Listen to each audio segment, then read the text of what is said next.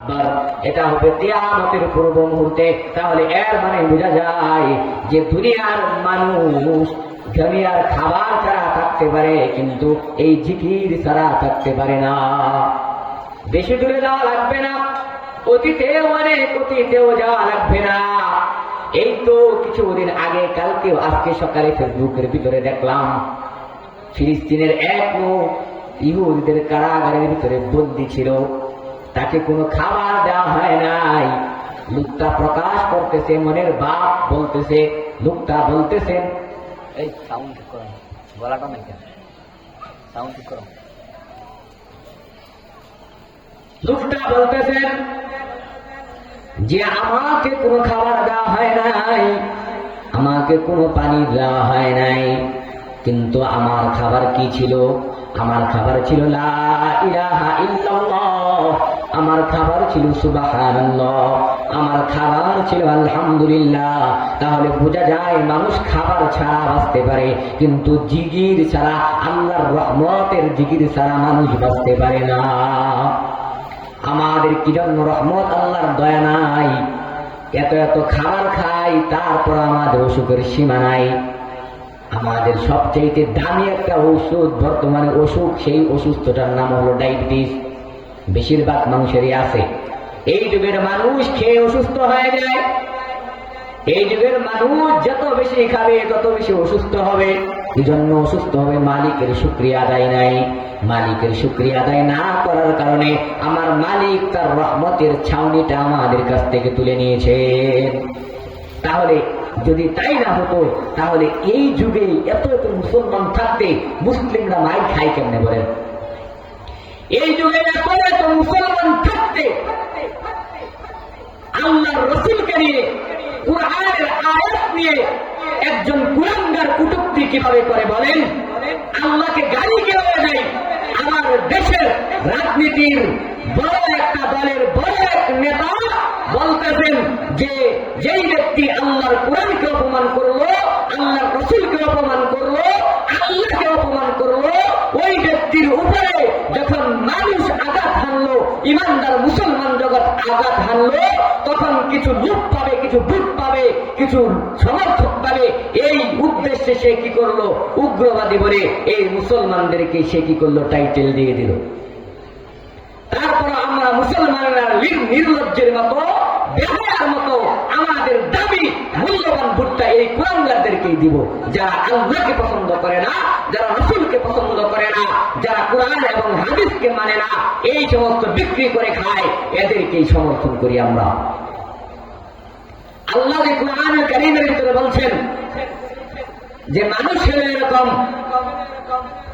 ওই মানুষ হলো পশুর চাইতেও নিকৃষ্ট, পশুর মতো।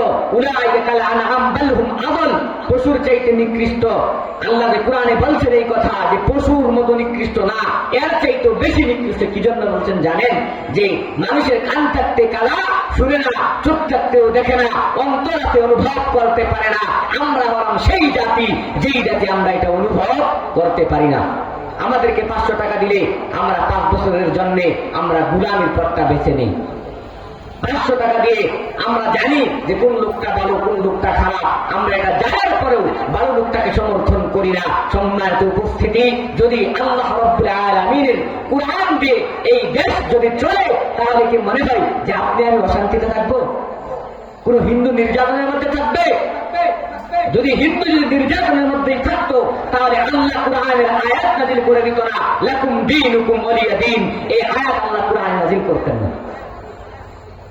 এই ইসলামকে জোর করে কাউকে গ্রহণ করার জন্য বলা হয় নাই। তুমি মাইরা দইরা ইসলাম গ্রহণ করায় বা এই কথা ইসলাম বলে না। ইসলাম একজন মুমিনকে যেরকম নিরাপত্তা দেয়, একজন মুশরিককেও সেরকম নিরাপত্তা দেয়।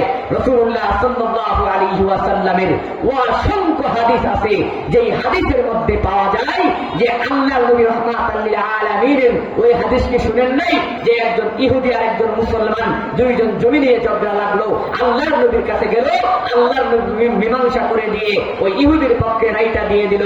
ওই মুসলমান সে চিন্তা করলো আল্লাহর নবীর বিচার তার পছন্দ হয় নাই, সে উমরের কাছে গেল, উমরের কাছে গিয়ে বলতেছেন ওমর, আমি মাঝে মধ্যে কি করি, আমি দান সদ্গা করি, আমি যখন যুদ্ধের ময়দানে গিয়ে যুদ্ধ করি, আল্লাহর নবী আমার পক্ষে রায়টা না দিয়ে ইহুদির পক্ষে রায়টা দিয়ে দিল।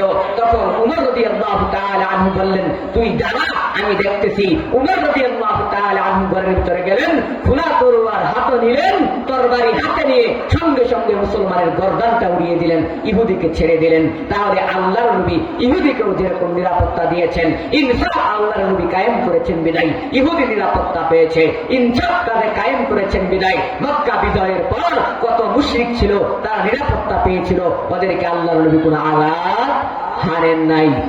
তাহলে কুরআন আমাকে আপনাকে ভালোবাসা দেওয়ার জন্য এসেছে, আমার আপনার ভিতরে দূরত্ব সৃষ্টি করার জন্য আসে নাই।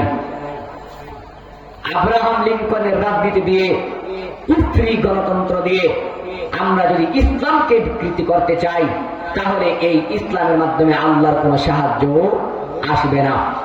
সর্বশেষ একটা হাদিস বলি, যেই হাদিসের ভিতরে আল্লাহর নবী রাহমাতুল লিল আলামিন খুব কঠোর ভাষায় বলেছেন, রাজা কিসরাও যখন মৃত্যুবরণ হলো, তার মেয়ে যখন শাসনভার দখল করলো, শাসনভার দায়িত্ব যখন তার মেয়েকে দেওয়া হলো, আল্লাহর নবী শুধু একটা কথা বলেছিলেন যে এই জাতি কখনো কল্যাণকামী হতে পারবে না যেই জাতি তাদের নেতৃত্বের স্থানে তাদের মেয়েকে বসায়। মেয়েদেরকে ইমামতি করার জন্য দেয় নাই। পৃথিবীর সবচেয়ে দামি সম্পদের নাম হলো নারী। এই পৃথিবীর সবচেয়ে দামি সম্পদের নাম হলো নারী। পৃথিবীর সবচেয়ে দামি সম্পদের নাম হলো নারী। এই নারীকে কলঙ্কিত করলো বেগম রুকিয়া, এই নারীকে কলঙ্কিত করলো রুকিয়া, ঘর থেকে টেনে হিসেবে বাহির করলো। অথচ একটা নারী 4 দেওয়ালের বাহির থেকে বাহির হবে তো 4 জন সিকিউরিটির মাধ্যমে বাহির হতে হবে। একজন নারী ঘর থেকে বাহির হবে তো 4 জন সিকিউরিটি তার প্রয়োজন পড়বে, 4 জন গার্ড প্রয়োজন পড়বে। হয় তার বাবা তার সঙ্গে থাকবে, না হয় তার বড় ভাই তার সঙ্গে থাকবে, না হয় তার আপন বড় ছেলে তার সঙ্গে থাকবে, না হয় তার স্বামী তার সঙ্গে থাকবে। এই 4 জন বডিগার্ড ছাড়া একজন নারী বাহির হতে পারে না। তাহলে নারীর কি পরিমাণ মূল্যায়ন আল্লাহ করেছেন, চিন্তা করেছেন? বডিগার্ড দিয়ে দিয়েছেন। আমরা হলাম নারীদের বডিগার্ড। সম্মানিত উপস্থিতি, আল্লাহ রাব্বুল আলামিন আমাদেরকে বোঝার তৌফিক দান করুক। আল্লাহ রাব্বুল আলামিন আমাদেরকে কুরআন এবং হাদিস অনুযায়ী আমাদের জীবনকে পরিচালনা করার তৌফিক দান করুন। কুফরি, কালাম, মুশরিক, এই সমস্ত বাজে যতগুলা নোংরা বিষয়গুলো আছে, এই আব্রাহাম লিঙ্কনের কুফরি কালামের রাজনীতি, এই সমস্ত রাজনীতি থেকে আমাদের মুসলমানদেরকে হেফাজত করুক। ইহুদিদের নোংরা চক্রান্ত থেকে আমাদের মুসলমানদেরকে আল্লাহ পাক হেফাজত করুন। সকল বলি আল্লাহুম্মা আমিন। وآخر دعوانا أن الحمد لله رب العالمين. السلام عليكم ورحمة الله وبركاته.